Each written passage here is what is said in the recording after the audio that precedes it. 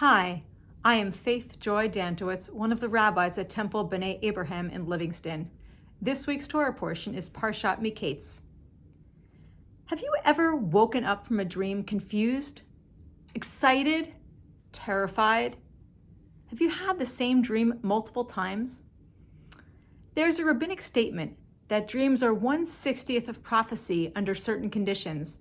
The conditions discussed in the Talmud include a dream that is seen early in the morning, a dream that someone has about somebody else, a dream that contains its interpretation as part of the dream, a dream that is repeated.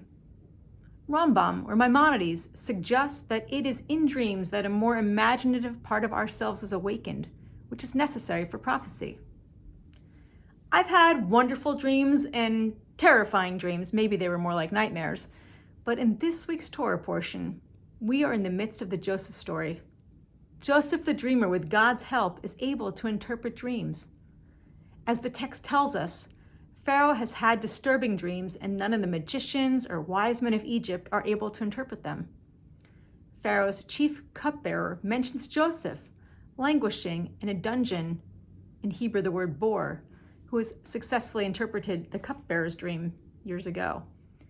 When Pharaoh tells his dreams to Joseph, first about the 7 healthy cows being eaten by 7 ugly cows, and then about the 7 healthy ears of grain being consumed by 7 shriveled ears of grain, Joseph shares with Pharaoh what God has told him to do.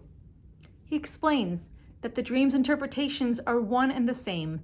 There will be 7 years of plenty, followed by 7 years of famine. Here's this Hebrew slave, former prisoner, now interpreting Pharaoh's dreams with God's help. The gifts of Joseph the dreamer will enable him to guide Pharaoh in planning for a future famine. Planning. For the wealthy Egyptians, their lives were comfortable. The next 7 years were going to be full of plenty. Joseph's God-given gift of interpreting dreams shows us the early lessons in fiscal responsibility. Financial literacy is an important lesson for people of all ages. Earning a decent living, it's important to spend less than you earn, and then to invest, and then to donate to a worthy cause. Economic disparity in our world, country, state, and community means that this is not a simple step to follow.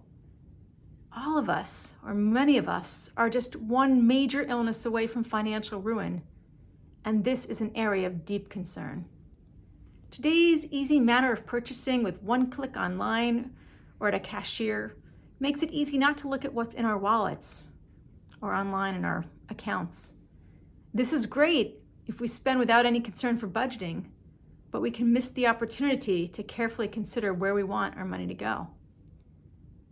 Joseph the dreamer annoyed his brothers and parents when he shared his interpretations. Perhaps they didn't recognize his God-given gifts.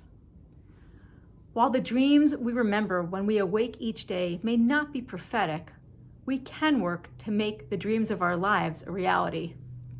Enjoying the blessings in our lives while also building safety nets and structures to help us in difficult times is a lesson for all time.